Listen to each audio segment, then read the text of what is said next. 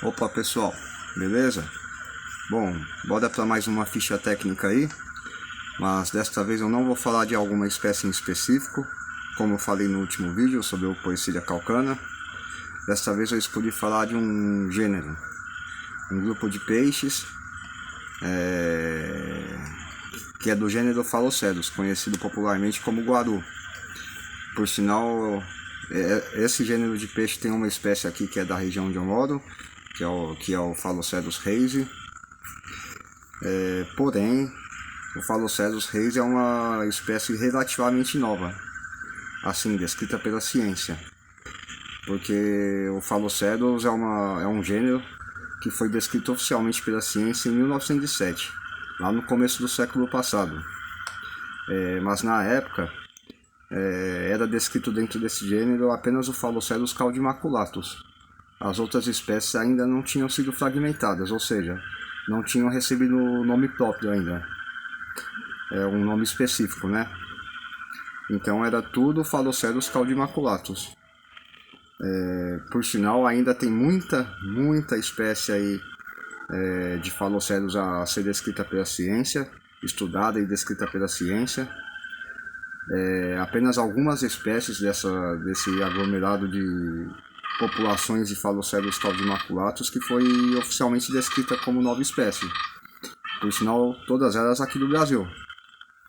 Bom, o gênero Phalloceros foi descrito pela ciência em 1907, porém, existe mais 3 gêneros de peixes que em 1924 foi juntado tudo no mesmo grupo, junto com o Phalloceros, que é o gênero Senesterodontini. Eu costumo falar Kinesterodontini, mas não é Senesterodontini, a pronúncia correta em português, né? Bom, então em 1907 o gênero Phalloceros foi descrito pela ciência. Em 1924 foi separado, juntado num grupo só, 4 gêneros de peixe, que é o Phalloceros, o Senesterodon, o Phalloptychus e o Phallotorinus. Todos eles foram juntados tudo no mesmo grupo. Não sei o motivo. Creio eu que seja tanto por distribuição geográfica quanto por questões fisiológicas do peixe, né? Características que dizem que os peixes são muito próximos no ambiente, assim, por distribuição geográfica e por características morfológicas ou fisiológicas. Eles são muito próximos, então foram todos juntados no mesmo grupo. E o grupo é o Senesterodontini, que é da tribo Senesterodontini, né? Então, é tribo Senesterodontini, que abrange o gênero Senesterodon, Phalloptychus, Phallotorinus e o Phalloceros. Ou seja, são tudo peixes do mesmo grupo. Cada um aí entra o gênero, que já é um grupo mais específico, né? Esses 4 gêneros não existe subgênero descrito pela ciência. A taxonomia não descreveu esses peixes em subgêneros. Com o tempo, no futuro, quem sabe até surja novos subgêneros se for necessário, né? Porque cada vez mais espécies descritas dentro de um gênero, maior dificuldade na hora de descrever uma espécie. Então, na taxonomia, quando tem muita espécie dentro de um grupo, eles costumam dividir o grupo ou criar grupos novos para poder separar as espécies. Mas, enfim, tudo isso tem toda uma regra lá dentro, uma regra de estudo de laboratório para poder fazer isso, não é a torto direito, né? Mas, enfim, então, é uma pequena revisão. O gênero Phalloceros foi descrito em 1907. Os outros 3 gêneros citados já existiam também, foi descrito na mesma época. Porém, esses 4 gêneros de poecilídeos foram juntados num grupo só, que se tornou a tribo Senesterodontini, em 1924, alguns anos depois. Bom, o gênero Phalloceros, existe 22 espécies descritas pela ciência até o momento. apenas 21 espécies foi fragmentada do Phalloceros caldimaculatus, ou seja, é o Phalloceros caldimaculatus mais 21 espécies. Todas elas foi descrita pelo mesmo, como é que fala? Pelo mesmo ictiólogo, o mesmo pesquisador. Ele descreveu todas as 21 espécies fora do caldimaculatus dentro do Phalloceros no mesmo ano. Todas as espécies entre Minas Gerais e São Paulo. Se eu não me engano, abrange vai até o Espírito Santo. De Minas, os peixes estudados mais profundamente dentro da taxonomia por esse pesquisador, o grupo de pesquisadores, né? Mas sempre tem alguém liderando.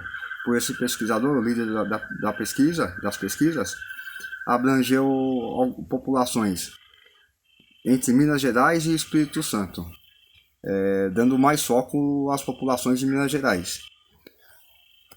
Bom, aí a espécie foi fragmentada em 22 espécies, então fora o Phalloceros caldimaculatus existe mais 21. Aqui da região onde eu moro, eu sou da zona sul de São Paulo, do extremo sul. Aqui da região onde eu moro é o Phalloceros reise. Porém, muito ainda tem a ser pesquisado dentro desse gênero. Tem muita espécie nova aí para surgir. Não foram pesquisados peixe da Argentina, Phalloceros da Argentina, do Uruguai, do Paraguai.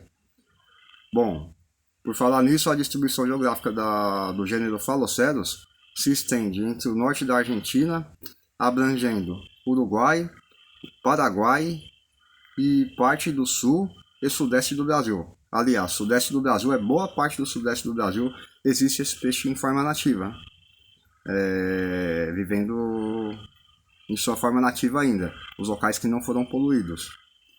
Então a distribuição geográfica do gênero Phalloceros estende do norte da Argentina, abrangendo Uruguai, Paraguai, sul do Brasil e sudeste. Mas é isso aí. A temperatura das espécies em geral de Phalloceros é bem próxima. A característica assim, em relação à temperatura e pH são bem próximos. Não, pH varia um pouco. pH varia desde ácido até ligeiramente alcalino. Mas a maior parte das populações do gênero Phalloceros vive em água ácida, incluindo a daqui. A daqui, aqui no córrego aqui que atravessa a chácara, por exemplo, o pH varia entre 6.4 a 6.8. Dificilmente sai dessa faixa, dificilmente. Sempre mantém nessa faixa. Só nas épocas de chuva que abaixa um pouquinho o pH, mas sempre abaixa, nunca aumenta. Baixa um pouquinho mais o pH, fica 6.2, às vezes 6.0, mas a faixa que costuma ficar aqui, o pH da região aqui, da onde eu moro, é entre 6.4 e 6.8 mesmo, que é a base do gênero Phalloceros. Claro que tem populações aí que vivem em pH 7.2, 7.4, ligeiramente alcalino, mas a maior parte das populações de Phalloceros vive em pH ácido e água mole. Bom, a temperatura do gênero Phalloceros praticamente similar entre as espécies e populações.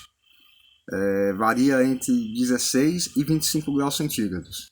A faixa de tolerância da espécie é 10 graus ou acima 30 graus. Se passar de 30 graus, começa a ter baixas no aquário. Mas com 26, 27 graus, os peixes do gênero Phalloceros já começam a sentir bem. Eles aguentam mais ficar numa temperatura mais baixa, de 14, 15 graus, do que ele ficar em 27, 28 graus. Eles vão sentir mais a temperatura quente do que a temperatura baixa. Por sinal, o Phalloceros tem essa característica. Quando a temperatura começa a subir demais, ele tende a pegar ictio. Se ele tiver com a imunidade baixa, ele contrai ictio, mesmo que não seja mudança brusca. Seja uma mudança gradativa, mas se ele ficar na temperatura mais alta por um longo prazo, vamos dizer assim, por um médio prazo, nem longo, por médio prazo, e a imunidade dele estiver baixa, ele tende a contrair ictio. É bom salientar isso. Então, mas a faixa ideal do gênero Phalloceros, para quem quer criar ou cria em aquário, para manter esses peixes em aquário é entre 20 graus centígrados e 25. é a zona de conforto, a zona mais confortável de temperatura para o gênero Faloceros, independente da espécie e população. E outra característica do Faloceros, o Faloceros costuma viver em regiões frias, serranas e próximo de cachoeira. Regiões de cachoeira, né? Aqui por sinal é região serrana, região de cachoeira. É típico da espécie. Claro que tem populações que fogem um pouquinho essa regra, mas a regra padrão do gênero Faloceros é isso. Eles vivem em regiões mais frias, regiões serranas e de cachoeira. O Faloceros, dependendo da população, pode viver tanto em água doce, aí ser encontrado tanto em água doce quanto água salobra. Mas a maior parte das populações do gênero Faloceros é encontrada em água doce. A gestação das fêmeas é um pouquinho abaixo do padrão das espécies de porcilídeo. A média de gestação das fêmeas do gênero Faloceros é 24 dias. Gestação de 24 dias e, dependendo da espécie, pode chegar a produzir até 50 levinos por ninhada. Não são todas as espécies que chegam a produzir isso. Algumas produzem menos, chega a produzir 20 ou 30, vai depender da espécie. Lembrando que existe 22 espécies descritas pela ciência de Faloceros. Então, cada espécie, a fêmea tem um tamanho, automaticamente ela vai produzir menos filhotes. Então, 50 levinos, eu digo que 50 levinos são para as espécies maiores, como o Caldimaculatus, por exemplo. No gênero Faloceros, nenhuma das 22 espécies estão listadas na lista vermelha da IUCN. Todas estão fora de perigo de extinção. Não existe nenhuma espécie de Faloceros oficialmente descrita como ameaçada de extinção. No hobby, o gênero Faloceros como um todo são raros. Difícil encontrar no hobby. No comércio não aparece, não é um peixe comercial. No máximo que a pessoa, o aquarista, vai conseguir encontrar esses peixes através de criadores que mantêm esses peixes em cativeiro, como eu, por exemplo, ou coletando diretamente na natureza. Porém, o Faloceros Caldimaculatus ainda é relativamente fácil encontrar, não em loja. Aqui no Brasil não em loja, não no comércio. Mas lá fora, o Faloceros Caldimaculatus é relativamente fácil de encontrar. Às vezes aparece até no comércio. Às vezes aparece no Aquabid também. Que eu uso como referência comercial o Aquabid, né? Então é isso. No Brasil, apesar de o Faloceros ser nativo do Brasil, ele não é um peixe comum no hobby. Para conseguir esses peixes tem que ser através de criadores ou coletar na natureza, né? E o mais fácil de encontrar através de criadores é o Faloceros Caldimaculatus, tanto aqui no Brasil quanto lá fora. Lá fora só o Caldimaculatus é facilmente encontrado, os outros são tudo raridade. E é isso. Então, dentro do grupo Senesterodontini, que é a tribo Senesterodontini, abrange 40 espécies. Das 40 espécies, 22 são de Faloceros. É isso, pessoal. Então, essa é a ficha técnica falando do gênero Faloceros. Então, encerra por aqui. Espero aí que as informações ajudem aí para quem tem interesse no assunto. E use as palavras-chave, como eu já falei. Vai no Google e dá uma pesquisada que vai conseguir encontrar coisa interessante. Através da palavra-chave vai encontrar algo, que vai encontrar mais algo, mais algo, mais algo. Basta ser curioso e ter interesse de estudar. Mas é isso aí.